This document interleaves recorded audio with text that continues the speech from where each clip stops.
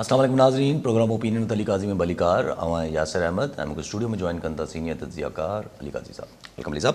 Thank you Yasir. علی صاحب 6 ججز जेको आहे उहो लेटर लिखी छॾियो कल्ह हिकिड़ो अचानक सां सुप्रीम जुडिशल काउंसिल खे ऐं सुप्रीम कोर्ट जे 3 सीनियर जजिस खे त भई जेको आहे असां वटि का पॉलिसी कोन्हे त अगरि इंटेलिजेंस जी तरफ़ से असांखे कोर्स कयो वञे, इंटिमिडेट कयो वञे, धमकायो वञे त उन खां पोइ जजिस खे छा करणु खपे. उन बेसिस ते उन्हनि पूरो हिकिड़ो लेटर लिखी छॾियो जंहिंखे कुझु माण्हू चवनि था ज़मीर जागी वियो, कुझु माण्हू चवनि था त सुठी ॻाल्हि आहे, कुझु माण्हू चवनि था त ही उन में का हिकिड़ी ग़लति एंगल ॻोल्हण जी कोशिशि था कनि त ही इमरान ख़ान खे फ़ाइदे ॾियण लाइ कयो पियो आहे. जी. सो इस्लामाबाद हाई कोर्ट जा 6 जज साहिबान 6 हाई कोर्ट जा जज, इहो को हिकिड़ो जज या ये ॻाल्हि न पई थिए. ऐं हुन ख़त लिखियो आहे त जीअं असांखे इंटेलिजेंस एजेंसी जा माण्हू डिॼारीनि था, असांजा माइट अगवा कया वञनि था, खंभिजी वञनि था, बेडरूम्स में कैमरा लॻनि था, असां ते प्रेशराइज़ कयो वञे थो. ऐं पोइ असांखे ख़बर न आहे त आख़िर हिन जो असां कयूं छा कयूं, मतिलबु हिन खे किथे दांह ॾियूं, कंहिंखे फ़रियाद कयूं. त मतिलबु जज साहिबान हिकिड़ी तरीक़े सां पंहिंजी बेवसी जो बि इज़हार कयो आहे त एग्ज़ीक्यूटिव जे साम्हूं ज़ाहिर इंटेलिजेंस एजेंसी मतिलबु एग्ज़ीक्यूटिव साइड ते अची वई त अदलिया छा करे अगरि हुननि खे माना हिकिड़े जज साहिब जो को भेणियो खमिजी वियो, पोइ हुनखे चऊं त इलेक्ट्रिक शॉक ॾिना विया, ही जेको ख़त में लिखियलु आहे ख़ुदा ख़बर छा जेसिताईं फ़ैसिलो न आयो तेसिताईं उहो अगवा हुयो, अलाए छा छा, बेडरूम में कैमरा. ऐं इहे दांह वरी आउं बार बार चवां पियो, इहो इल्ज़ाम केरु पियो हणे? 6 हाई कोर्ट जा जजिस. ऐं बार बार इहा ॻाल्हि चवां पियो त 6 हाई कोर्ट जा जजिस इहो इल्ज़ाम हणनि पिया हिकिड़े इंटेलिजेंस एजेंसी जे इदारे ते. ऐं हुन में ॻाल्हि इहा कनि पिया त असांखे दॿाउ में आंदो वञे थो. त हू चवनि था पंहिंजे ख़त में त भई हाणे हर को त फ़ाइज़ ईसा साहिबु न आहे, काज़ी फ़ाइज़ ईसा जो अकेले सिर अहिड़े दॿाउ सां विढ़ी करे, जीअं हुन ते बि त केस थिया न फ़ाइज़ ईसा साहिब ते, या हर को शौकत अज़ीज़ न आहे पर शौकत सिद्दीकी जेको जंहिंखे हींअर बहाल कयूं, त हुन वीचारे चई पर हुन सां बि छा थियो, हुनजी नौकिरी त हली वई. ऐं अॼु बि केरु नथो ॿुधाए त हू हुन सां जेको थियो हो सही हो या ग़लति हो, कहिड़ी शइ हुई आहे. सो इहा ॻाल्हि केरु पियो करे? 6 हाई कोर्ट जा जज पिया कनि. सर हींअर ताज़ो लाहौर हाई कोर्ट जे हिकिड़े मुंहिंजे ख़्याल 15 ॾींहं या महीनो थियो आहे, लाहौर हाई कोर्ट जे हिकिड़े जज साहिबु इस्तीफ़ा ॾिनी. ऐं उन शेरो शाइरी ते कई, पर इहो ॿुधायो न त असल कहाणी छा आहे. पर हुन जा शेरो शाइरी मां महसूसु थिए पियो त हू दॿाउ में अची फ़ैसिला करण बदिरां पंहिंजी नौकिरी तां ज़मीर हुनजो उते जागी पियो. सो ही 6 जज साहिबान चवनि पिया त ख़ुदारा असांखे केरु ॿुधाए त अगरि असांजा माइट खंभिजी वञनि, असांजे बेडरूम में असांजा कैमरा लॻल हुजनि, ॿियो तरीक़े सां असांखे दॿाउ अचे ऐं असांखे कुझु फ़ैसिलनि लाइ अजीबो ग़रीब क़िस्म जा फ़ैसिला करण लाइ हिदायतूं अचनि, त असीं छा कयूं? इहा हू सलाह या गाइडेंस वठनि पिया सुप्रीम जुडिशल काउंसिल खां, सुप्रीम कोर्ट जे चीफ जस्टिस खां. त सुप्रीम कोर्ट जे चीफ जस्टिस साहिबु हींअर पाण जॾहिं ॻाल्हायूं पिया त फुल कोर्ट जो इजलास हुननि जो ख़तमु थियो आहे, जंहिंमें समूरा सुप्रीम कोर्ट जा जज साहिबान वेठा हूंदा. हाणे पधराई अचे त ख़बर पए त हुन में उहे इन ई लेटर ते, इन ई ख़त ते समूरनि बार काउंसिल्स जेके बि वकिला हज़रात जी तंज़ीमूं आहिनि उन्हनि बि चयो आहे त हू हिन जी जांच थियणु खपे त हीउ छा पियो थिए. हाणे ॾिसो बेसिकली ज़मीर जागी पियो, हीउ जेको नवाज़ लीग वारा चवनि पिया, हाणे हिन जी त का एक्सप्लेनेशन ई न आहे. What do you mean by ज़मीर जागी पियो? हिन जो मतिलबु हूंदो आहे त कॾहिं के हिमत सारी आहे. इहो बि त थींदो आहे न, ज़मीर त शुरू खां ई शायदि जागियल हुजे पर हिमत माण्हू नथो सारे सघे. हींअर बि के हिकिड़े न 6 जजनि पाण में सलाह कई हूंदी, हर को कंहिं न कंहिं तरीक़े सां विक्टिम हूंदो. हाणे हिन कॉन्स्पिरेसी थ्योरी त ही को अलिफ पार्टी खे या ख़ान खे या अलिफ या ॿिए खे सपोर्ट करण लाइ, त क्वेश्चन इहो आहे त हू 6 जज हिकिड़े वॾे रियासती इदारे सां टकराव में ईंदा, हू जेल वारे भाईजान जे करे. हाणे इहा त ॻाल्हि ई नथी ठहे न. पंहिंजे chief justice Islamabad high court खे सुपरसीड कंदा, उहे न हुया हिन में अंदरि. जी, यानी पंहिंजी नौकरियूं बि तेल दाव ते लॻाईंदा, सभु कुझु कंदा. इहो बि अजीब आहे. आउं सम्झां थो त ॾिसो जेका ओवरलैपिंग आहे न इदारनि जी, इहा ही तव्हांखे ही पहिरीं हल्का हल्का ठका ॿुधण में ईंदा रहिया आहिनि माज़ी में बि। मिसाल ही जी मूं तव्हांखे चयो हाई कोर्ट जो लाहौर हाई कोर्ट जो जज इस्तीफ़ा ॾेई हलियो, कुझु पुछियो कोन। शौकत सिद्दीकी ॻाल्हाइण जी कोशिशि कई, हुनजी नौकिरी हली वई। ही जो कमिश्नर पिंडी हो जेको हाणे खमिजी वियो आहे, ही बि त हिकिड़ी आवाज़ हो, हिकिड़ो आवाज़ हो न। पोइ वरी हुनखे हाणे अलाए ख़बरा किथे वियो, आवाज़ किथे वई। जी हा। एक्चुअली शायदि जॾहिं ओवरलैपिंग थिए थी त हिकिड़ी हद खां पोइ जॾहिं ऐं हुन जा जेके मुतासिरीन आहिनि उहे जॾहिं हद खां वधी वञनि था त उहे चवनि था यार भला हाणे छा त कयूं। सो आई बिलीव कि ही जेका शइ थिए, ज़रूरी न आहे त हिन सां को सुभाणे जेको पाकिस्तान में सिज निकिरे हू हिकिड़ी नई शुरूआत थी वञे हल थिए, न इहा नथो चवां। ज़ाहिर आहे। मूंखे अहिड़ी का ग़लतफ़हमी न आहे त हिन सां को सम हेड्स विल रोल और नॉट, या को वॾो को जुडिशरी जेको आहे पंहिंजी सॉवरनिटी ऐं पंहिंजी जेका ख़ुदि मुख़्तियारी आहे हू बहाल कराए वठंदी। बट इहो हिन ॻाल्हि खे ज़ाहिर करे थो त उहे माण्हू जेके ॿिनि धुरी इल्ज़ामनि बाबति पंहिंजो जुडिशियस माइंड अप्लाई करे फ़ैसिलो कंदा आहिनि त इल्ज़ाम ग़लति आहे या सही आहे। जज साहिबान जो त कमु इहो आहे न सही, त आउं वञी इल्ज़ाम हणां यासिर मुंहिंजी ढगी चोरी करे वियो आहे, त हाणे जज फ़ैसिलो कंदो त ढगी चोरी थी आहे या न थी आहे। उहे जज साहिबान ऐं हिकिड़ो न 6 जज अगरि हिकिड़े इदारे ते इल्ज़ाम हणनि पिया त ही आउं सिर्फ़ु एतिरो सम्झां थो त हिन खां पोइ त ही अननोटिस न वेंदो। ही मतिलबु ईअं हपड़ थपड़ शायदि न थी सघे, लेकिन अगरि थियो त मूंखे उन ते बि हैरत न थींदी, छाकाणि त ही बेसिकली जुडिशरी ऐं असां वटि मुख़्तलिफ़ इदारनि जे विच में जेको ताक़त जो तवाज़ुन आहे, पार्लियामेंट त असां वटि हथ पेर छॾे बीह रही आहे, जुडिशरी बि को ख़ासि, लेकिन जुडिशरी में वक़फ़े वक़फ़े सां गुज़िरियल 20-25 सालनि में हीअं थोरो रेज़िस्टेंस या हिकिड़ी वॉइस ऑफ डिसेंट ईंदी रही आहे त बाबा हाणे एतिरो बि असांखे जजनि खे एतिरो बि न कयो।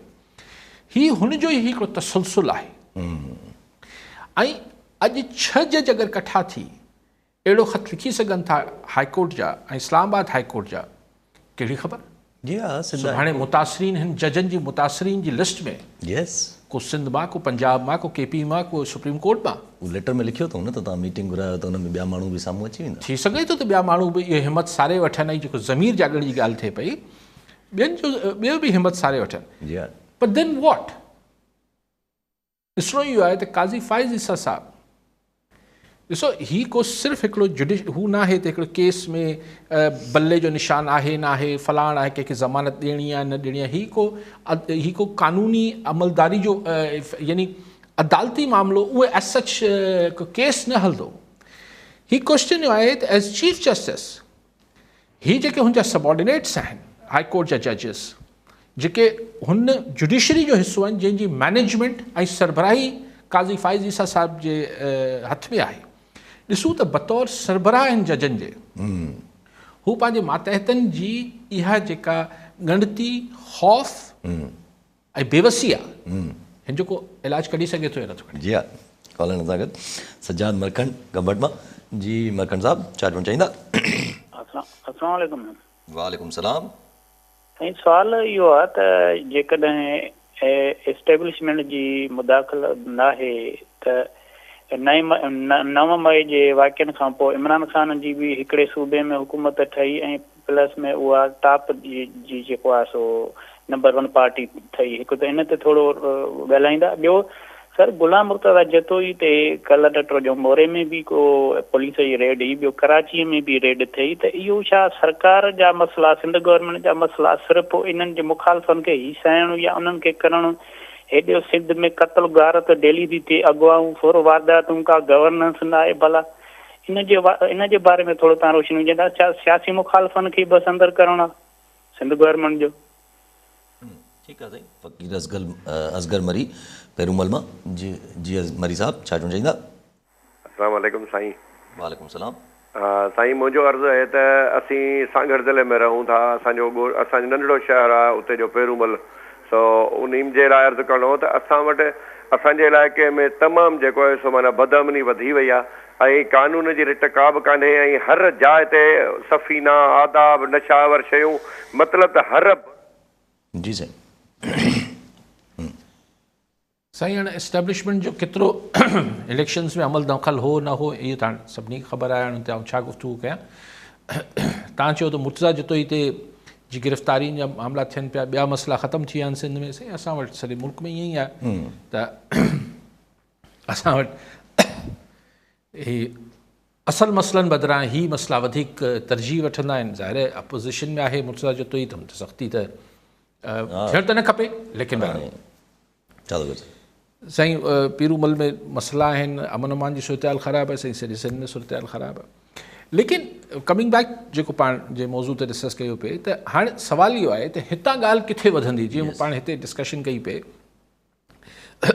त काज़ी फ़ाइज़ ईसा साहब being the chief of judiciary छा पंहिंजे 6 जजिस जी, हाई कोर्ट जे जजिस जी जेका दरख़्वास्त जंहिंमें हुननि सिर्फ़ु हिकिड़ी मतिलबु हिकिड़ी ॿ गुज़ारिश हिकिड़ी आहे त अगरि कंहिं जज ते एतिरो दबाव पए ऐं हू हुनजा माइट खंभिजी वञनि, हुन सां हीअ थिए, हुन सां फ़ोन टेप थियनि, हुन रिकॉर्डिंग थिए, हीअ थिए, हू थिए, त हू छा करे? छाकाणि त हुन ख़त में आहे त भई शौकत सिद्दीकी इहा कोशिशि कई त हुनजी त नौकिरी हली वई। हाणे असांखे महिरबानी करे ॿुधायो त कयूं छा? अगरि तव्हां कूक कयूं था त वरी असांजी बि नौकिरी हली वेंदी। त अगरि हिते ॾिसो, आऊं हिकिड़ी ॻाल्हि अर्ज़ु कयां, असांजी इंतिहाई अदब एतिराम सां असांजी जुडिशरी लाइ, अदलिया लाइ, त हू केतिरी इंडिपेंडेंट आहे, हू केतिरी बाख़्तियार आहे, हू बिल्कुलु इंतिहाई अदब एतिराम सां। लेकिन अगरि जुडिशरी मां ई 6 जजिस जी एतिरी संगीन क़िस्म जी गुफ़्तगू ते को खड़तेल न निकितो, त पोइ असांजी जुडिशरी जो जेको परसेप्शन आहे, हींअर मां नथो चवां त ईअं नाहे त ख़ुदि मुख़्तियार न हूंदी, बाख़्तियार बि सभु कुझु हूंदी ऐं को दबाव न ईंदो हूंदो, यकीनन ईअं हूंदो। लेकिन अगरि हिन 6 जजनि जे ख़त खां पोइ बि अगरि को हिन जो को सदेबाब नथो थिए आईंदा लाइ, या को हिन ते को हिकिड़ो मैकेनिज़म नथो जोड़ियो वञे, त पोइ बसि पोइ खैर कॉलर सफ़र नकवी हैदराबाद में। जी नकवी साहब, क्या कहना चाहेंगे? अस्सलाम वालेकुम बेटा यासिर, मोहतरम अली काजी भाई, आपको भी सलामती हो और सलाम भी हो। और सर आपको खसूसी तौर पे मेरी दुआ है इमाम ज़माना से कि आपकी हिफाजत करे। इंतहाई हसास मौजू, मुझे उम्मीद नहीं थी कि इतनी जल्दी आप इसे पिकअप करेंगे। ये 6 जजेस जो यानी टर्निंग पॉइंट है हमारी कोर्ट्स की यानी लाइफ में। और कई बार ऐसा हुआ वो 5 के 9 7 रह गए भुट्टो साहब के, उसमें कोई ऐसा नहीं आ सका। लेकिन हकीकतन ये जो 6 जजेस ने अपनी पूरी 1.5 साल की एक्यूरेट एक चीज दी है, कोशिश तो हो रही है उसको, कुछ लोग सेनेटर साहब जो बड़े इरफान साहब और कुछ कोशिश कर रहे हैं बचाने की। लेकिन बड़ी बेहतरीन चीज ये है सर कि चारों बार आपकी सिंध बार, कराची, पंजाब और पाकिस्तान, इस्लामाबाद हाई कोर्ट, तमाम बार के वकला एक पॉइंट पे इकट्ठे हो गए। तो अदालतों को ये इख्तियार होता है कि उनकी तौहीन करे कोई इशारतन किनायतन तो भी तौहीन अदालत की सजा हो जाती है। ये जजेस पिछले 2 साल से इतना शदीद वो भुगत रहे कि उनके ड्राइंग रूम में, उनके बेडरूम में, मास्टर बेडरूम में फिल्में लगी हुई हैं। तो सर अल्लाह का शुक्र भेज रहा हूँ मैं। एक बात मुझे याद आ रही है, मौला कायनात का एक वो है, औल है अरफत रब्बी बेफसखल अज़ाइम, मैंने अपने अल्लाह को अपने अज़ाइम के, अपने इरादों के टूटने से पहचाना। तो वो जो बड़ी बड़ी ताकतें थी, मेरा ख्याल है और ताकतों को खाक में मिलने का वक्त आ गया है। काजी साहब प्लीज रोशनी डालिएगा सर, मैं मुंतज़िर हूँ। अल्लाह आपको सेहत दे और अपनी अमान में रखे और हिफाजत में रखे। फी अमान अल्लाह, अल्लाह हाफ़िज़। बेबी कॉलर आरिफ जान मीबर मटियारी मां। जी मीबर साहब, छा चवणु चाहींदा? साईं असांजो इहो अर्ज़ु आहे त छा इहो ईरान वारो गैस पाइप लाइन वारो मनसूबो जेको असांजे मुल्क में हेॾी वॾी तकलीफ़ ऐं बहरान आहे, अॼु अमेरिका जो खुलम खुलियो माना बयानु अची वियो आहे त इन जो माना चुर बि न वठंदा। छा इहे असांजा हुक्मरान इन माहौल खे ठाहिण में कामयाबु वेंदा या असीं इहे मोहताजी वारी ज़िंदगीअ में पूरा हूंदासीं? ठीकु आहे साईं, कहिड़ो माहौल? ईरान गैस नकी साहब, اللہ سب کو اپنے حفظ و امان میں رکھے. لیکن گفتگو دیکھیں بہت ہی کچھ چیزیں ہیں. اب وہ کہتے ہیں نا بلی تھیلے سے باہر آتی ہے. یہ الزامات مختلف لوگ مختلف شعبہ زندگی سے ایسے الزامات مختلف قوتوں پر مختلف اداروں پر لگاتے رہے, چاہے وہ سیاسی کارکن ہوں, چاہے وہ صحافی ہوں, چاہے الف ہوں, چاہے بے ہوں, کہ جی ان کو اچانک اٹھا لیا گیا, پھر ان کو یوں کیا, پھر ان کو وہ کیا, پھر جو بھی ہوا. لیکن ظاہر ہے کہ وہ ایک انڈیویجولز یا کچھ ان کے ساتھ ان کی بات کو اتنی مطلب ظاہر ہے ان کی کریڈیبلٹی کا ایشو ہوتا ہے نا, کہ جی آپ بس ٹھیک ہے ایک سیاسی کارکن ہے, جی آپ تو مخالف ہیں, آپ تو ایسی باتیں کریں گے, آپ تو صحافی ہیں, جی ہمیں معلوم ہے آپ تو متنازع صحافی ہیں, آپ لفافہ لیا ہوگا, آپ ان کے ایجنٹ ہیں, دھمکائیں فلائیں. لیکن اب 6 ہائی کورٹ کے ججز اگر ایسی بات کر رہے ہیں تو مجھے تو ان سے بھی ہمدردی ہو رہی ہے. اور جو ابھی تک نہیں بول رہے تھے, یہ ہمارے پاس جیسے تقوی صاحب نے کہا تو بھٹو صاحب کے زمانے سے اس سے پہلے بھی مطلب ظاہر ہے ہمارے پاس جوڈیشری کمپرومائز ہوتی رہی ہے. میں ماضی کی بات کر رہا ہوں, آج کی بات نہیں کر رہا, ٹھیک. تو کمپرومائز ہوتے رہے ہیں جج صاحبان, کہ جی ان کو بتایا جاتا ہے جی آپ کا یہ ہے, آپ کا وہ ہے, دیکھ لیں, پھر آپ کی یہ ہو جائے گا, وہ ہو جائے گا, دھمکا ہو جائے گا. ہمارے صوبے کے چیف جسٹس کے بیٹے اغوا ہو گئے تھے نا. یس. تو میں اسے یہ کہنا چاہ رہا ہوں کہ چیزیں ہوتی رہتی ہیں, لیکن شاید پھر ایک سٹیج آتی ہے جہاں پر ایک کریک پڑتا ہے, کیونکہ جو چیزیں بھی نیچرل جو فطری دائرے ہیں, فطری لائنز ہیں, ان کو بھی جب کراس کرنے لگے تو بھی ایسی چیزیں ہمیں ہوتی ہوئی نظر آتی ہے. میں نے جیسے کہا کہ مجھے ایسی کوئی خوش فہمی نہیں کہ کل کا سورج ہمیں بالکل, یا آپ نے کہا کہ بس پتہ نہیں کیا ہو جائے گا اور فلاں ہو جائے گا, میں ایسا. لیکن یہ سب چیزیں ایک جو سماج میں سٹیٹس کو مینٹین کرنے کی کوشش تھی کہ یہ سب کچھ ہوتا رہتا آیا ہے, آج سے نہیں ہے, یہ 70 سال کی کہانی ہے. تو اس میں ایک جب جمود کو یہ اس میں ایک کریک ضرور ڈالتی ہیں یہ چیزیں. سٹیٹس کو ٹوٹتا ہے, مکمل طور پہ نہ بھی ٹوٹے تو اداروں کو مطلب میں تو دیکھیں نا, بات یہ ہے کہ اس خط کے بعد اگر انکوائری ہوتی ہے کہ جی بتائیں کون سے جج صاحب آپ کو کون سے جج صاحب کا بہنوئی کو اٹھایا گیا تھا, مثلا انکوائری ہوگی نا, تو جیسا کہ جی فلاں والے جج صاحب کو, خط میں تو نام نہیں لکھا ہے لیکن مثال فلاں جج صاحب جی بہنوئی کو لے آئے. بہنوئی کہتے ہیں جی ہاں مجھے لے گئے تھے, سادے کپڑوں میں لوگ تھے, یوں تھا وہ تھا, کرنٹ دیا, مجھ سے یہ ویڈیو بنوائی. تو اسے یہ ثابت نہیں ہو جائے گا کہ یہ فلاں ادارے کے لوگ تھے. ہو سکتا ہے وہ جو لوگ لے کے گئے وہ جھوٹا نام لے رہے ہو, اس سے یہ نہیں ہوگا. لیکن کیا ہوگا کہ کچھ آئندہ کے لیے شاید تھوڑی زیادہ احتیاط برتی جائے, تھوڑی احتیاط, تھوڑا سا پیچھے ہٹنا جس کو کہتے ہیں. کہ لیکن اگر یہ ضد بحث ہو گئی کہ یہ اداروں کے درمیان ٹکرا ہے, میں انتظار کرنا چاہتا ہوں, کل اپن اس پہ اور تفصیل سے بات کر لیں گے کہ فل کورٹ کی پریس ریلیز کیا آتی ہے, قاضی فائز عیسیٰ صاحب کیا اس ساری سچویشن میں ایز چیف آف جوڈیشری کیا موقف اختیار کرتے ہیں. خدا نخواستہ اس میں کوئی اداروں کا ٹکرا نہیں ہونا چاہیے, یہ نہیں ہونا چاہیے. سب کو اپنے کچھ اپنے دائروں میں آنا چاہیے. کچھ چیزوں کو ایک کسی لیگل فریم ورک میں. کبھی کبھی ہوتا ہے کہ کوئی لوگ آپ سے اتفاق نہیں کر رہے ہوتے ہیں, کیونکہ کیا ہوتا ہے کہ جب آپ ہر صورت, مثال مشرف صاحب چودھری افتخار کو بولا کہ بس یہ کر دو, اس نے کہا نہیں کرتا, اس کا تم فارغ ہو, ٹھیک, اکیلا نکلا, اس کا ڈی ایس پی نے کوٹ پکڑا, وکیل نکل آئے, پھر ہوا پھر تو مشرف ہی نہیں رہا. یس, ٹھیک ہے. اب وہ لوگ تو اس کے پیچھے بھی کانسپریسی ڈھونڈتے ہیں کہ چودھری افتخار کے پیچھے فلاں تھا, ڈھمکا تھا. میں تو سمجھتا ہوں کہ ایک آدمی کا انکار کبھی کبھی سارے سٹیٹس کو توڑ دیتا ہے. جی ہاں, جی ہاں, جی ہاں. ایک شخص کا انکار, جی ہاں, تو the power of no, no, بڑا کبھی کبھی طاقت ہوتی ہے اس میں. اگر آپ نے اصولی نو, میں نہیں کہہ رہا چودھری افتخار کوئی عظیم جج تھے, لیکن کبھی کبھی جب معاملات کو فطری حدوں سے پار لے جایا جاتا ہے تو پھر اس میں اس امکان کا یہ امکان بڑھ جاتا ہے کہ اب یہ سٹیٹس کو ٹوٹے گا. ریزسٹنس. تو اب دیکھیں کیا پریس ریلیز کیا آتی ہے, پھر مزید بات کریں گے. کالر سانگا ہارون خضری کراچی میں. جی خضری صاحب چاہتے ہیں چاہیے. السلام علیکم. वालेकुम सलाम। जजिस जेको इल्ज़ाम लॻायो आहे या पंहिंजो ख़त लिखियो अथनि सभिनी हिकिड़ो सम्झो त ॿधी करे, त हाणे इन में इहो न त हुननि जजिस खे पाण बि साबित करिणो पवंदो, ख़ाली इल्ज़ाम लॻाइणु जेको आहे सो आसान आहे।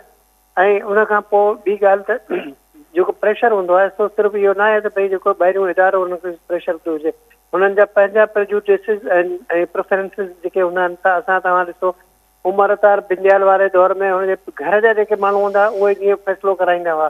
ही जेके 6 जजनि मां 3 जज अहिड़ा आहिनि जेके हुन हिकिड़ी ॿी पार्टी जा माना रिश्तेदार आहिनि, ऐं उन्हनि जा फ़ैसिला जेके आहिनि गुज़िरियल पूरे साल में उहे कॾहिं बि ईअं कोन थिया आहिनि त कोई गवर्नमेंट जी हिमायत में हुजनि। उन्हनि हमेशह ई जेके आहिनि से हिकिड़ी पार्टी खे फ़ाइदो ॾियण लाइ उन्हनि पंहिंजो फ़ैसिला ॾिना आहिनि।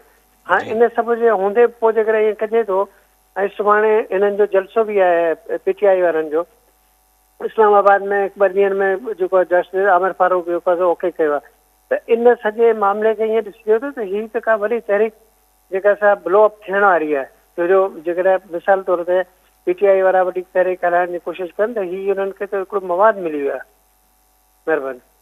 ठीकु आहे साईं, ॿियो बि कॉल डॉक्टर सनाउल्ला कोलाची घोटकी मां। जी डॉक्टर साहब छा चवणु चाहींदा? हा सर, काज़ी साहब खां इहो सुवालु आहे त डिस्ट्रिक्ट घोटकी में जेको लॉ ऑर्डर जी सूरत हाल आहे, अहिड़े नमूने सां कशमोर, शिकारपुर, सखरिया वॾी बदअमनी जी सूरत हाल आहे ऐं अदम तहफ़ुज़ जो शिकार आहे अवाम। सिंध पुलिस या सिंध गवर्नमेंट इन सिलसिले में कुझु न पई करे। इन सिलसिले में जेके मिसाल मीडिया आहे या ॼाणू माण्हू आहिनि या जुडिशरी आहे या जिन जे मथां ज़िम्मेवारी आहे, त उहो पंहिंजो किरदारु अदा कंदा या न कंदा, या सिविल फोर्सिस या आम माण्हू पंहिंजो को गार्ड्स वग़ैरह रखनि या को तहफ़ुज़ जो को तरीक़ेकार तय करनि, इन सिलसिले में रोशनी विझनि। ठीकु साईं। जी जी पहिरियां मीरबर साहब खिज़ी साहब खां पहिरियां ईरान गैस पाइपलाइन जे जेका ॻाल्हि। जी मां पहिरीं ही टॉपिक पूरो करे वठो। सो खिज़ी साहब चयो, बिल्कुलु खिज़ी साहब ॾिसो 2 इशूज़ खे पाण अलॻि अलॻि ॾिसी वठूं। ख़ुदि माज़ी में ऐं हाल लाइ नथो ॻाल्हाए सघां, जजिस जा बाइसिस, जजिस जा प्रिजुडिसिस, जजिस में मतिलबु ॿिया मामलात, एती लेतियूं, ही सभु शयूं को राज़ न आहिनि। माण्हुनि जा मतिलबु सालनि जा साल, ॾहाकनि जा ॾहाका माण्हू हिकिड़े जजिस जे मामलात जे करे, जुडिशल प्रोसेस जे मामलात करे जेको आहे ख़्वार रुसवा थींदा रहनि था। बिल्कुलु सही आहे, जुडिशल रिफॉर्म्स अचणु खपे, ख़ुदि जुडिशरी ते चेक एंड बैलेंस क्रिएट थियणु खपे। आउं तव्हां सां उते इतफ़ाक़ थो कयां, पर छा पाण बिल्कुलु ई रद्द करे छॾियूं त ही जेके 6 जज चई रहिया आहिनि इहे बेसलेस ॻाल्हि आहे? अच्छा ठीकु आहे, जंहिं इदारे ॾे इल्ज़ाम हणनि पिया, थी सघे थो हुननि न कयो हुजे त जांच कयो केरु थो करे? ऐं छा इहो को राज़ आहे जेको हिननि ॻाल्हायो आहे? इहो पाण न ॿुधंदा ॾिसंदा न, पर ॿुधंदा त आया आहियूं, पर हू बंदि कमरनि में, सरगोशियुनि में, हिते हुते, छाकाणि त केरु ॻाल्हाए, मतिलबु ॿई हसास आहिनि इदारा, जुडिशरी बि ऐं हुन पासे बि, लेकिन ही को राज़ त न आहे। सो आउं चवां थो जेको तव्हां ॻाल्हि कयो पिया उहा हुन सां इनकार नथो कयां त कीअं मामलात थींदा आहिनि जुडिशरी में ऐं कीअं जेके आहिनि शयूं मैनेज थींदियूं आहिनि, इनकार त न आहे। लेकिन बहरहाल अगरि को कोड ऑफ कंडक्ट हिकिड़ो को मैकेनिज़म ठाहे छॾिजे त भई आईंदा अगरि जज खे दांह थिए, हीअ जज छा पिया चवनि? हीअ चवंदासीं असांखे कंप्लेन हुजे त असीं शौकत अज़ीज़ वारो कमु कंदासीं, असांजी नौकिरी हली वेंदी। माना ॿार में वञी ख़िताब जीअं शौकत सिद्दीकी कयो त ॿार में वञी ख़िताब करे चई त मूंखे फलाणे जेको आहे उहो धमकियूं ॾिनियूं आहिनि, त नौकिरी हली वियसि। चऊं त भई तूं हीअ त ग़लति कमु कयो, तो हीअ तोखे थ्रू प्रॉपर चैनल अचणु खपे आहे, त हिन भेरे ख़त लिखी छॾियो, प्रॉपर चैनल बि हलाया विया। सॉरी, तव्हां जेका ॻाल्हि कयो पिया होतिरी ॻाल्हि ठीकु आहे, पर हीअ ॻाल्हि बि ग़लति न आहे जेका आउं कयां पियो। ईरान गैस पाइपलाइन जो कीअं ज़िक्र कयो साईं? मीर बहर साहब सही, उते अमेरिका बहादुर जेको आहे हुनजी कांग्रेशनल जेको डोनाल्ड लू जो हुन में बि हुन क्लियर कयो त अमेरिका ईरान जी कंहिं बि तरीक़े सां तेल जे विकिरो ऐं गैस जे विकिरो जे ख़िलाफ़ु आहे। पर पाकिस्तान छा करे? उते कांग्रेसमैन बि हुनखां पुछियो डोनाल्ड लू खां त अगरि तव्हां पाकिस्तान खे चओ था त हुननि खे उअं ई पाकिस्तान खे हिन नेचुरल गैस ऐं पेट्रोल जो मसइलो आहे, त अगरि तव्हां चओ था त ईरान खां गैस न वठे पाकिस्तान, त भला तव्हां को मुतबादिल हुनखे ऑप्शन ॾिनो आहे पाकिस्तान खे? त उते डोनाल्ड लू वटि को जवाबु न हो ऐं अॼु बि को जवाबु न आहे। पर पाकिस्तानी 28 करोड़ माण्हुनि जो त इहो सुवालु हींअर बि मौजूदु आहे न त भई अगरि असांखे चओ था त असां ईरान खां गैस न वठूं ईरान जो ॾंड असां ते पवंदो $18 बिलियन जो, उहो $18 बिलियन असां वटि कुल असांजा फॉरेन रिज़र्व ई कोन आहिनि। जी हा, असांजे 7 या 6-7 बिलियन असां वटि आहिनि, असीं $18 बिलियन उनखे ॾंड किथां भरे ॾींदासीं ईरान खे। पोइ अगरि असीं हिन खां न वठूं, असां 150% गैस पंहिंजी वधायूं पिया, असांजी बिजली जेका आहे उहा महांगी थिए थी छाकाणि त असांजी गैस महांगी आहे, त भई ईरान खां अगरि असीं नथा वठूं त उहो मुसद्दक़ मलिक जेको असां वारो तवानाई वारो वज़ीर आहे, उन चयो त असीं गुज़ारिश वञी रखंदासीं अमेरिका जे साम्हूं त असांखे वेवर ॾिनो वञे।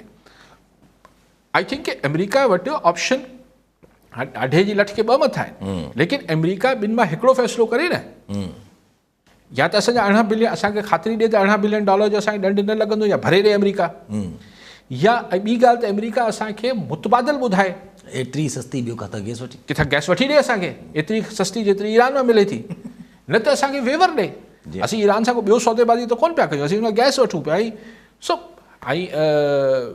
पर अमेरिका आहे, असांजा शख़्सियतुनि जा बि एग्ज़ैक्टली ऐं ॿिया मामला, न त छा मतिलबु अमेरिका खां सवा बि दुनिया में मुल्क रहनि था ऐं जहिड़ा आहिनि, लेकिन बहरहाल असांजी शख़्सियतूं जेके आहिनि उहे अमेरिका खां सवा नथियूं रही सघनि। जी हा, जी हा, कॉलर सां गॾु जाम असगर चाचड़ कंदकोट मां, कश्मीर मां। जी चाचड़ साहब, छा चवणु चाहींदा? साईं, काज़ी साहब खे नंढड़ो अर्ज़ु आहे असांजो। काज़ी साहब असांजे सिंध जी सहाफ़त जा जेके आहिनि उफ़ुक़ ते चमकंदड़ बहितरीन सितारा आहिनि। काज़ी साहब खे असां निमाणी इल्तिजा कंदासीं। काज़ी साहब मोस्टली इशूज़ उठाईंदा रहंदा आहिनि। कश्मीर में अमन अमान जी सूरत हाल इंतिहाई ख़राबु आहे साईं। 6 बजे खां पहिरियों जेकॾहिं घर में कोई न लभंदो आहे, पहुची न सघंदो आहे, उहो कचे में हूंदो आहे। रड़ी थकी पिया आहियूं। एहतजाज कयो आहे, सागर कुमार अगवा थियो, डॉक्टर मुनीर नायच, एॾो इंटरनेशनल असां एहतजाज कयोसीं, इंडेक्स हाईवे ब्लॉक कईसीं। उनखां बाद कोई अञा ताईं कोई अहिड़ो ख़ातिर ख़्वाह रिज़ल्ट न आयो आहे। छड़ो जेकॾहिं SP वेंदा आहिनि कचे में, फोटो सेशन कराए मोटी ईंदा आहिनि। आहे रोज़ सुबुह राति जो सुम्हंदा आहियूं, सुबुह जो उथंदा आहियूं त 2-4 माण्हू अगवा, 2-4 माण्हू मुआ पिया आहिनि। छा स्टेट असांजी एतिरी कमज़ोर थी वई आहे? असांजो नंबर 1 एजेंसियूं जेकियूं आहिनि, असांजा जेके एॾा सारा इदारा, वॾा इदारा आहिनि जेके इंडिया खे, अमेरिका खे, इसराइल खे तबाह करण जी धमकी त ॾेई सघनि था। छा कश्मीर में अमन अमान बहाल करण उन्हनि जी अवलीन तरजीह न आहे? असांजा हिंदू जेके ॿाहिरि आहिनि, जेके कारोबार जे रीढ़ जी हॾी या सिंध जी कारोबार इहो हिंदू आहिनि, उहे बि जेकॾहिं सिंध छॾियूं वञनि था, असां पोइ ख़तमु थी वेंदासीं। असां वटि को वसाइल ई न आहिनि, असां पंहिंजो मुल्क छॾे वञूं साईं। असांजी इल्तिजा आहे साहब तव्हांजे प्लेटफॉर्म तां, असांजी कश्मीर में अमन अमान असांखे बहाल कराए ॾिनो वञे। इहो कोई एॾो मसइलो न आहे, स्टेट ॼाणी वाणी अकबूल करे थी साईं। ठीकु साईं। पहिरीं कोलाची साहब अमन अमान घोटकी मां फ़ोन कयो त अमन अमान जी सूरत हाल ॾाढी ख़राबु आहे, ऐं पोइ हाणे चाचड़ साहब चवनि था कश्मीर, घोटकी कश्मीर सॼो अपर सिंध। हाणे कोलाची साहब चयो त प्राइवेट गार्ड रखी वठूं। साईं, तव्हां केतिरा प्राइवेट गार्ड रखंदो? ऐं प्राइवेट गार्ड तव्हां सां गाॾी में हूंदा, हू 15-20 3, 4, 5 माण्हू रखंदो। हू 15-20 अगरि धाड़ियल रोड खे ब्लॉक करे वेठा हूंदा त बसि पोइ त गोलियूं हलंदियूं ॿिन्ही पासे खां। पोइ इहो बि को सोल्यूशन त न थियो। ऐं असां पाणी पैसनि ते वठूं, असीं जेको आहे उहो तालीम पैसनि ते वठूं, असीं जेको आहे उहो इलाज पैसनि ते वठूं, हाणे गार्ड बि तहफ़ुज़ पैसनि ते वठूं, सुभाणे चवंदा साह खणो था हिन जा पैसा ॾियो। त क्वेश्चन इहो आहे, अॼु मूं वटि को आयो वाक़ुफ़, हुन चयो त हू कारोबार करे थो मुख़्तलिफ़ शयुनि जो, त हुन चयो त राति जे टाइम हाणे तसवुरु न आहे त असीं इवन मोटरवे ते चढ़ूं। हीअ जेको पनुआकल ऐं हेसि ताईं सखर ऐं घोटकी ऐं हिन पासे ज़ाहिर कश्मीर, ऐं चई त मूं हिकिड़े मुंहिंजो वाक़ुफ़ हो, मूं चयो त यार हीअ मुंहिंजो फ्रेंचाइज़ तूं हिते वठि, ही को जेकोबाद ऐं हिन पासे को। हुन चयो न बाबा, हीअं 2-टे साल त विसारे छॾियो, हिते अमन अमान अहिड़ो आहे हिते कारोबार थिए ई कोन थो। ऐं जेके सुठा मतिलबु हिकिड़ा साखायता क़िस्म जा सेठिया या कारोबारी माण्हू, उहो त चवंदा या त कराची लॾे विया आहिनि, या ॿिए हंधि लॾे विया आहिनि, या पंहिंजो कारोबार बि ईअं थोरो हल्को फुल्को कनि था। सी यानी ही 200 धाड़ियलनि, 150-200 धाड़ियलनि, करोड़ 1.5-2 करोड़ माण्हुनि जी ज़िंदगी खे मफ़लूज करे वेठा आहिनि। जी हा। ऐं इकॉनमी तव्हांजी जेका बि गुज़र सफ़र आहे, तालीम, हर शइ, यानी नफ़सियाती तौर ते तव्हां सोचो त हिकिड़े हिजान जी कैफ़ियत क्रिएट कयल वेठा आहिनि 200 माण्हू। ऐं को जूं सुरे थी त यार हुते पुलिस आहे, रेंजर्स आहे, ही धाड़ियल हिन खां ॾाढा आहिनि। रोड शाम जो वीरान आहिनि। त मूं हुनखे चईसीं मग़रिब खां पोइ सवाल ई न आहे त असीं रोड ते हलूं, त मूं चयो त पोइ अॼु मग़रिब खां पोइ माण्हू निकिरणु बंदि कंदा, त ज़ाहिर हू जेके फोरू आहिनि या धाड़ियल आहिनि उहे चवंदा बाबा हाणे पोइ असर खां पोइ कार्रवाई शुरू कयूं। अच्छा, पोइ जॾहिं तव्हां असर खां पोइ घरां निकिरणु बंदि कंदो त हू ज़ोहर खां पोइ शुरू थींदा, न त फजर ते टाइम न त फजर खां सॼो ॾींहुं कॾहिं न कॾहिं त माण्हू निकिरंदा न। अॼु हू शिकारपुर में ॿार त उतां घिटी में खणी विया, पंहिंजे घर जा आहियूं। त तव्हां आख़िर कंदो त छा कंदो? मूंखे सम्झायो त ही छा ही कंहिं हिकिड़े कंहिं ऑपरेशन लाइ कंहिंजे लाइ को समाबंदी आहे त भला उहो बि कयो न। भला ही कहिड़ी शइ जो इंतज़ारु पियो थिए? ऑपरेशन रुगो कचे में, छाकाणि कणिक लथी आहे त कचे मां वञी धाड़ियलनि जी कणिक जे नाले ते उहो करोड़े रुपयनि जी कणिक खणी अचणी आहे ॻोठाणनि जी, त हू त बि हिकिड़ी ॿी ॻाल्हि थी वई। उहो थींदो आहे न, असां वटि कणिक लहंदी आहे त असांजी पुलिस जेका ऑपरेशन लाइ कचे में लहंदी आहे, इहो सभिनी खे ख़बर आहे छा किसो आहे। जी हा। त क्वेश्चन इहा आहे त यार लॉ एंड ऑर्डर सिचुएशन 150-200 माण्हू, तव्हां हिकिड़ी को पोस्ट को रखी छॾे, उनजे पोयां FIA, पोइ साईं हू क्राइम छा थींदी आहे साइबर क्राइम ॻोल्हे ॿधी खंबी अलाए किथे करे छॾींदा। जी हा। त तव्हां ही फलाणी पोस्ट छो रखी? ही धाड़ियल ॾींहुं ॾिठे जो पंहिंजे हथियारनि सां गॾु जेके आहिनि पंहिंजी वीडियोज़ रखनि पिया। जी हा। तव्हां ट्रैक न पिया करे सघो ही किथे आहिनि। उहा हिकिड़ी वीडियो हली, उन में सौ सिधो पुलिस वारे धाड़ियल वीडियो पियो ठाहे, ऐं पुलिस वारे चयो यार तुम थोरो थोरो पासे थियो साहिबु बसि अचे चकर ॾेई फोटो कढाए हलियो ईंदो, पोइ तव्हां निकिरी अचो। यानी क्वेश्चन आहे इहो को ॿार बि मञण लाइ तयारु न आहे त ही धाड़ियल जेके असां वटि ही जेके सॼी लॉ एंड ऑर्डर। अच्छा, अपर सिंध में ही सिचुएशन आहे, कराची में ॾींहुं ॾिठे जो मोबाइल ऐं मोटरसाइकिल जे नाले ते तव्हां माण्हू मारे छॾियो था। हैदराबाद में साॻी सूरत हाल आहे। कॉलर सां गॾु डॉक्टर नसरुल्ला कैफे मीरस मां। जी डॉक्टर साहब छा चवणु चाहींदा? जी यासिर साहब, जेका डिस्कशन अॻु में हले पई त इदारनि खे इंटरवीन करणु खपे या न खपे, पर तक़रीबन पाकिस्तान में हर जेकी वॾी पार्टियूं आहिनि उन्हनि खे मौक़ो मिली चुको आहे। उनजी परफॉर्मेंस तव्हांजे असांजे सभिनी जे साम्हूं आहे। हाणे इन्हनि कंडीशन में जॾहिं का बि शइ हर शइ कंट्रोल खां निकिरी वञे त इदारनि खे इंटरवीन करणु खपे। सर, पाकिस्तान जो सर्वाइवल ई इन में आहे त इदारा इंटरवीन कनि, ऐं अगरि को ग़लति कमु थिए थो पियो, चाहे इकोनॉमिक कंडीशन हुजे या लॉ एंड ऑर्डर जी सिचुएशन हुजे, त इदारनि खे इंटरवीन करणु खपे। जी या सर, इन ते साईं जे कुझु कमेंट्स ॿुधणा हुया सर। ठीकु आहे साईं, ॿियो बि कॉलर अख्तर मैसर पिरगुंड मां। जी मैसर साहब छा चवणु चाहींदा? साईं काज़ी साहिब खां सवाल हुयो त गुलाम नबी मेमण आहे जी जीअं तैनात थियो आहे त मोरो में नौशरो फिरोज़ पुलिस गुलाम मुर्तज़ा जतोईअ जे घर में दाख़िल थी, मतिलबु त केस हुया या न हुया, हुनखे हिरासत कयऊं घर में, जांच पड़ताल जीअं पुलिस कार्रवाई कंदी आहे मतिलबु उअं ई कयो। ऐं हाणे इहो हिज़्ब इख़्तिलाफ़ जे लाइ नियापो न आहे त तव्हां 2013 में हैदराबाद में जलसो करे गुम थिया हुयो, वरी हाणे तव्हां जलसनि जो ऐलान कयो त असां दादली थिया, असां 2 सीटूं बि छॾूं था, हाणे असां निकिरंदासीं, हाणे असां पंहिंजो वोट बैंक वापसि वठंदासीं, त उहो बि चुप ख़ामोशी थी वई। ठीकु आहे साईं। साईं पहिरीं डॉक्टर साहब प्रोफेसर साहब छा नालो? डॉक्टर नसरुल्ला साहब चवनि था डॉक्टर नसरुल्ला साहब इदारनि खे इंटरवीन करणु खपे।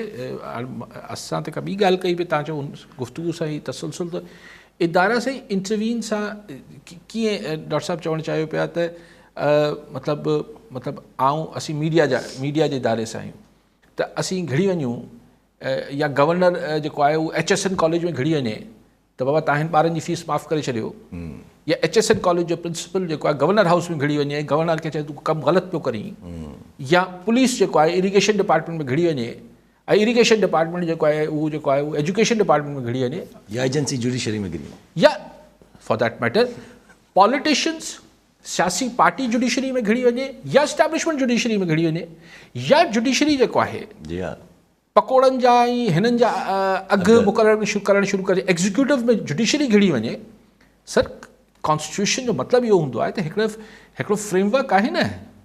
अगरि जुडिशरी बि तव्हां ॾिसो त हीअ रैकोडिक जहिड़ा फ़ैसिला जेको चौधरी इफ़्तिख़ार ज़माने जुडिशरी कया उहा असांजी गिची में पिया। इहा जुडिशरी जी बि हिकिड़ी हद आहे, उन हदनि खां जॾहिं जुडिशरी ॿाहिरि निकिरे थी त उहो बि त ग़लति आहे न। त इंटरवीन करण सां मुराद छा आहे? अच्छा, पोइ असां वटि छा सिर्फ़ु सियासी पार्टियुनि जी हुकूमतूं रहियूं आहिनि डॉक्टर साहिबु? असां वटि हर क़ुवत जी हुकूमतूं रहियूं आहिनि। बहरहाल हाणे मूंखे सम्झ न आयो त इंटरवीन सां तव्हांजी मुराद छा आहे. अच्छा, हू साईं चवनि था त IGP साहब IG साहब आयो आहे त साईं मुझसां जो त पोइ पहिरीं बि थियो. साईं ॻाल्हि मैसेज त सिंपल आहे त GDA वारा ऐं ही जेके मुखालिफ़ धुर वारा आहिनि हथु हल्को रखनि ऐं ज़ाहिर न त ईअं हाणे मुझसा जो त किथे किथे न किथे मिली वञे अगरि हुनखे अरेस्ट करणु मुंहिंजे ख़्याल ते हिरास ई कयो पियो वञे. लेकिन अॼु मौलाना फज़ल रहमान यस फाइनली जेको पाण इंतज़ारु कयो पियो त कॾहिं थो निकिरे मौलाना फज़ल रहमान साहिबु, उन अॼु ज़िमनी चूंडनि जो बाइकआउट करे छॾियो ऐं हुन चयो त हाणे 5 अप्रैल खां तहरीक जो ऐलान शुरू थियो. पोइ हुन को जलसा कंदा कराची में हिते हुते. त ज़ाहिर आहे त इहे जलसा ऐं रैलियूं त सिर्फ़ु न थींदियूं न, हिन जो अंत त ज़ाहिर वरी लॉन्ग मार्च ते ई बीहणो आहे. ज़ाहिर आहे हाणे खोड़ शयूं मिलनि पियूं पाण, जी हा, खोड़ शयूं पाण में मिलनि पियूं. बसि अलाह ख़ैर पियो करे. शयूं जेके आहिनि मूं चयो न त कंहिं किथे को ग्रैंड जिरगो हिन मुल्क में थियणु खपे. समूरे स्टेक होल्डर्स खे इंक्लूडिंग अडियाला वारे खे किथे न किथे के मोह माड़पे में शयुनि खे आणणु खपे. हिन खां पहिरीं जो नुक़सानु थोरो वधी वञे ऐं इहो सम्झणु त बसि असां वटि हर का बि धुर अगरि सम्झे थी असां वटि ताक़त आहे, असीं सभु कुझु करे सघूं था, करे ज़रूरु सघूं था, पर उहा शइ डिघे मुदे में फबे बि सही न. सो बाक़ी अलाह ख़ैर करे.